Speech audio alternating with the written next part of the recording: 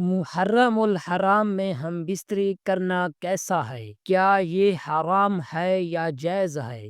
صحابہ کرام رضی اللہ تعالی عنہ نے فرمایا، جو شخص محرم الحرام میں ہم بستری کرے گا، اللہ تعالی اس کو بسم اللہ الرحمن الرحیم السلام علیکم ورحمۃ اللہ وبرکاتہ۔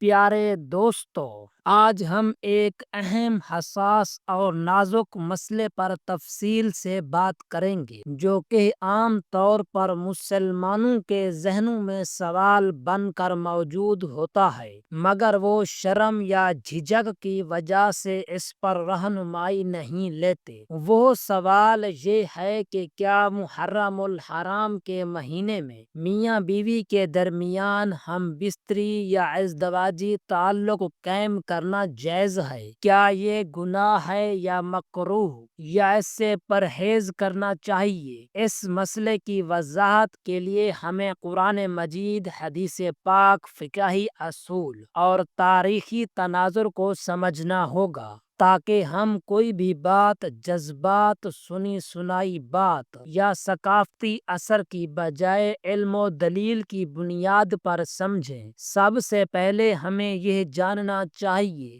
کہ محرم الحرام اسلامی سال کا پہلا مہینہ ہے، اور اسے قرآن مجید میں الشہر الحرم یعنی حرمت والے مہینوں میں شامل کیا گیا ہے۔ سورۃ التوبہ آیت 36 میں اللہ تعالیٰ فرماتے ہیں، بے شک اللہ تعالیٰ کے نزدیک مہینوں کی گنتی 12 ہے، ان میں 4 حرمت والے مہینے ہیں۔ یہ 4 مہینے ذوالقعدہ، ذوالحجہ، محرم اور رجب ہیں۔ ان مہینوں کو حرمت دی گئی ہے کہ ان میں جنگ و قتال، لڑائی جھگڑے اور فتنہ و فساد سے سختی سے اجتناب کیا جائے، لیکن ان مہینوں میں نکاح یا میاں بیوی کے آپسی تعلقات پر کوئی ممانعت نہیں۔ یہ بات ذہن میں رکھیں کہ حرمت کا مطلب گناہ نہیں ہوتا، بلکہ احترام اور سنجیدگی کا معاملہ ہوتا ہے۔ جیسے مسجد کی حرمت ہے، لیکن وہاں جائز بات کرنا یا جائز عمل منع نہیں ہوتا،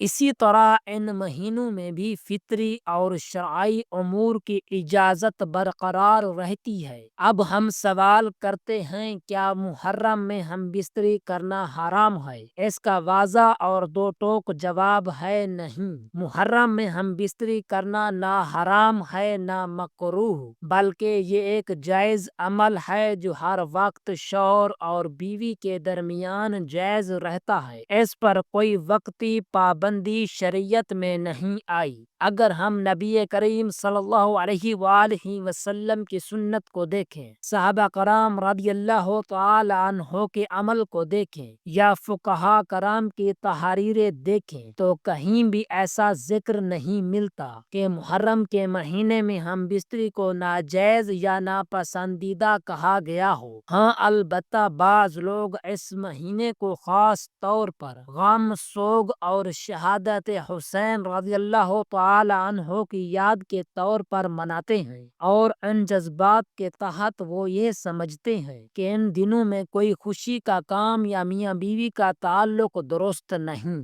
مگر یہ بات بھی یاد رکھنی چاہیے کہ اسلام میں کسی بھی دن کو مستقل سوگ یا غم کے طور پر منانا جائز نہیں۔ نبی کریم صلی اللہ علیہ وسلم کے دور میں بھی بڑے بڑے صحابہ کرام شہید ہوئے، مگر ان کے لیے سالانہ سوگ نہیں منایا گیا، نہ کوئی دن مقرر کیا گیا، نہ ہی زندگی کے معمولات میں روک ٹوک کی گئی۔ اسی طرح کربلا کا واقعہ بھی دردناک، عظیم اور ایمان کو جھنجھوڑنے والا ہے، لیکن اس کے نام پر دین میں نئی نئی رسومات شامل کرنا جائز نہیں۔ اگر کوئی شخص جذباتی یا روحانی لحاظ سے چند دنوں کے لیے ہم بستری سے اجتناب کرے تو وہ اس کا انفرادی عمل ہے، مگر وہ اسے شریعت نہ بنائے، نہ دوسروں پر لازم کرے، یہ بدعت اور غلو کے زمرے میں آئے گا۔ اب ہم تھوڑا سا فقہائی رائے کی طرف آتے ہیں۔ امام اعظم ابو حنیفہ رحمۃ اللہ علیہ، امام مالک رحمۃ اللہ علیہ، امام شافعی رحمۃ اللہ علیہ اور امام احمد بن حنبل رحمۃ اللہ علیہ، چاروں میں سے کسی نے بھی محرم کے مہینے میں ہم بستری کو ناجائز یا ناپسندیدہ قرار نہیں دیا۔ علامہ ابن قدامہ رحمۃ اللہ علیہ اپنی معروف فقہائی کتاب المغنی میں لکھتے ہیں کہ حرمت والے مہینے میں صرف قتال، خون ریزی اور ظلم کی ممانعت ہے، نہ کہ میاں بیوی کے تعلقات کی۔ اسی طرح رد المخار میں علامہ شافعی رحمۃ اللہ علیہ فرماتے ہیں کہ اشہر الحرم میں نکاح، مباشرت، ہم بستری سب جائز ہے، البتہ جو لوگ اس مہینے کو خود سے پرہیز کرتے ہیں وہ اسے دین نہ بنائیں۔ اسی طرح کچھ لوگ کہتے ہیں کہ محرم میں ہم بستری کرنے سے اولاد منحوس یا بد نصیب پیدا ہوتی ہے، یہ سراسر جہالت اور خلاف شریعت عقیدہ ہے۔ رسول اللہ صلی اللہ علیہ وسلم نے فرمایا، نحوست کسی دن، تاریخ، مہینے یا انسان میں نہیں بلکہ ہمارے اعمال میں ہوتی ہے۔ لیکن ایک اور بات جو ذہن میں رکھی جائے وہ یہ ہے کہ عاشورہ یعنی 10 محرم کو بھی ہم بستری کرنا جائز ہے، اگرچہ یہ دن نبی کریم صلی اللہ علیہ وآلہ وسلم کی تعلیمات کے مطابق روزے، توبہ، صدقہ، دعا اور اللہ تعالیٰ کی یاد کا دن ہے، مگر اس دن کسی بھی جائز عمل پر پابندی نہیں۔ خلاصہ یہ ہے کہ محرم الحرام میں ہم بستری کرنا مکمل طور پر جائز ہے۔ اگر کوئی شخص محض احترام یا ذاتی ادب کی وجہ سے پرہیز کرے تو وہ اس کا ذاتی فیصلہ ہے، نہ کہ شرعی تقاضا۔ اور اگر کوئی شخص اس مہینے کو نحوست کا مہینہ سمجھے یا ازدواجی تعلقات کو ممنوع سمجھے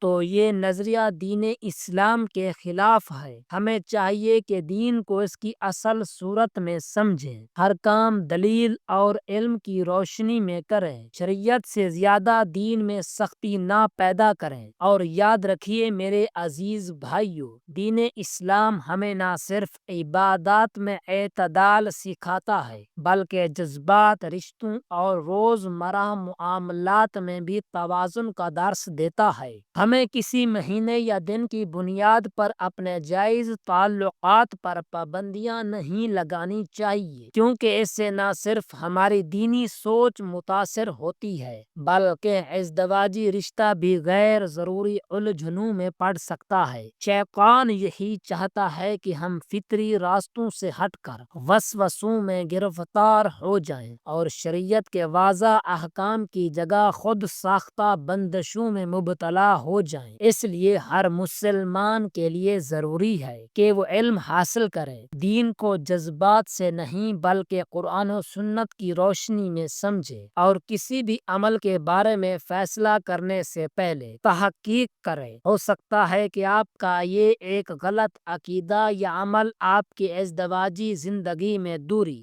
غلط فہمی یا نفرت کا بیج بو دے۔ اس لیے اپنے تعلقات کو حلال، پاکیزہ اور متوازن انداز میں قائم رکھیں۔ اللہ تعالی ہمیں بصیرت عطا فرمائے اور ہر جائز عمل کو خالص نیت سے بجا لانے کی توفیق دے۔ اللہ تعالی ہمیں فہم دین عطا فرمائے، محرم کی اصل حرمت کو دل میں بٹھائے اور ہر قسم کے بدعت، غلط فہمی اور نفسیاتی بوجھ سے ہمیں محفوظ فرمائے۔ آمین یا رب العالمین۔ جزاک اللہ۔